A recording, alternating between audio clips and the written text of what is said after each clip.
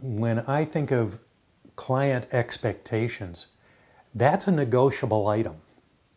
We want to negotiate with the client what are reasonable expectations. One of the strange things I've found with almost every client is that they don't have the language to tell you what's in their head necessarily, because of instructional design we have a language that we use for that. But they have a pretty precise idea. They've seen something somewhere. They're basing it on something they've seen or some ideas that they've had that where they have an idea, but they may not be able to express it. So I want to spend time with that client well ahead of time saying, what are you seeing when that happens? What would a great product look like for you? And what would a product look like that fails miserably? And talk about it with the client and with other stakeholders that might be involved. You want to identify those stakeholders early on. This is part of managing the expectations, because lots of people have their fingers in an instructional design project pie. And one person answering for them, and you want that one person who can sign off and say, yes, that's good enough, so that they'll kind of mediate the process for you. But by the same token, you want to make sure that you're respecting the interests of all the stakeholders who are involved. And so you might have that client then, you'll be working with one person, and that person might be in regular communication with the stakeholder community. And then every so often you would unleash the portions of your team who are involved in a particular part of the project and be working with those stakeholders directly and communicating with them regularly and directly. The whole thing starts with a clear memorandum of understanding or a contract. Contracts often involve, money. On the corporate side, you're dealing with timelines, deliverables, lots of money issues, lots of fiscal issues with those. And they're reviewed regularly and at key stages. An MOU for us often launches things, and we review it at each of the key stages, but we don't dwell on it. We try to move from it and start collaborating with the client to make sure that we're on the same page as we go. It's simple, really. It's simple and really difficult. It comes down to communication. And I know that sounds so naive, but it's not. Communication is so hard to do well when you're working with so many people who are involved. But it means having the backbone to pick up a phone or text people regularly, get in touch, be sure that at every key point that people are involved. But the problem is that sometimes clients just want to hire you and say, take that away from me. I don't want that problem. That's what I brought you on board for. I want you guys to sort that out. Well, fine, but try to navigate that intelligently with your client. Don't get too far away from them. Keep that person between yourself and trouble. In other words, because what the last thing you want to have happen is you make some key decisions that the client just hates. I can give you an example of that. It might come up later, but we had a project one time. We were working with the Fetal Alcohol Spectrum Disorder Network in Saskatchewan. And we were developing brochures that would be in doctors' offices and around the province to just alert the public to certain things and what to look for.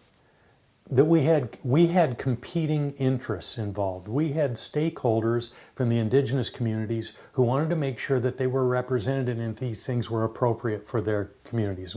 Wonderful input on that. By the same token, we had to figure out how we represented those communities in the brochures. Because if we used culturally insensitive or even attempting to be sensitive imagery in the brochures, it could be seen as a very negative thing for those or for those groups. And so we wanted to be really careful about that. We ended up in those brochures, in our illustrations, using stick people because we didn't want them to be culturally specific or identified because of how culturally loaded something like FASD can be. So that was a negotiation we had to have the client involved in and the stakeholders involved in. And it took some back and forth to sort out an appropriate way to deal with what was a very real, very visceral, and potentially explosive problem. But regular meetings and updates arranged ahead of time and making sure that the client signs off at each key stage. Those kinds of things are really important to making sure that that everything goes as planned.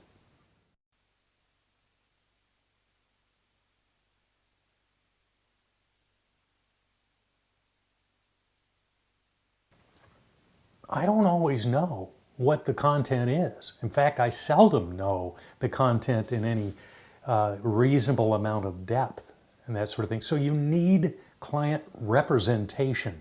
You don't always need the person who's signing off on things to be the person to do that. But working with the clients to say, can you find 2 or 3 people for me who can be touchstones, who can actually join our teams, our design teams, and be part of the process from beginning to end. Now, they don't have to do a lot of the grunt work of what goes on, but we need people we can go to with, I like to tell them, I need somebody I can go to with all the stupid questions. I'm going to have 1,000 stupid questions. Who can I ask? I don't want to bother perhaps the CEO of the organization every time that comes up, but I want to have straight answers to what that's about. It's a real trade-off, you know. Because it costs them in very real ways, in personnel time when they devote people to our projects. So we have to be sensitive to that. But it can really go off the rails if we don't.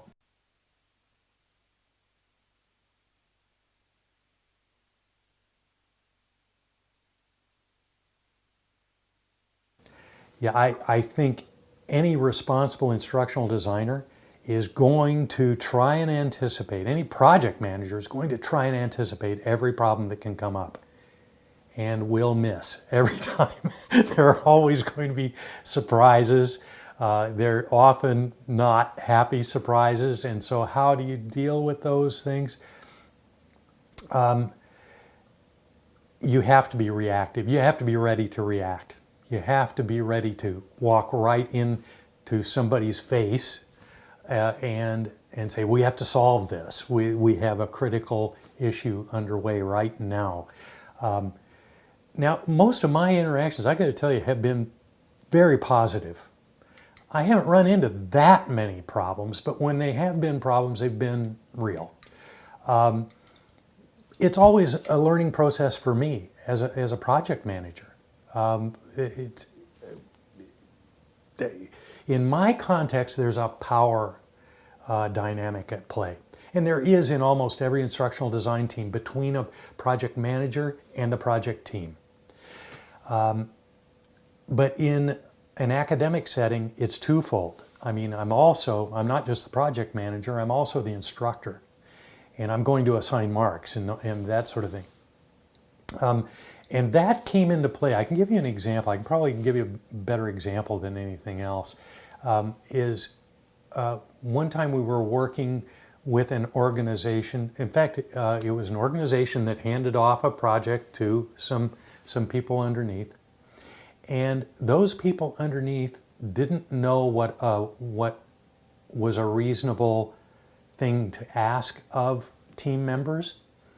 And so for this organization, it was a volunteer organization, and one of the people, I think, came to one of our team members and tried to come up with busy work for them. I think it's the only way I can figure out what happened. They said, I'd like you to take these board meeting minutes for the last X amount of time. And by the way, we don't have any digital copies, but here they are printed. And I would like you to retype them and put them into a website so people could access them. Now, why I'm mentioning this one is, had I known that happened as a project manager, I would have put a stop to it right away. That's, for one thing, nobody wants board meeting minutes on a website. Nobody's ever going to download those documents. And it will take lots of hours to input that information again to no effect. And my student isn't going to learn anything from it. In fact, that student started and did a lot of this work and was very reluctant to bring it up. Why? Because this designer, thought it was reasonable to respond well to whatever the client asked. Really thought, was a new instructional designer, really hadn't questioned whether or not that was a good task to undertake, and was trying to do the right thing by the client. I had a lot of sympathy for the student. And the client, I don't really know where that came from. Once I found out, I put a stop to it. I just met with the client and said, really, is this something you want? And if you do, why don't you have people scan these documents and we'll just deal with that.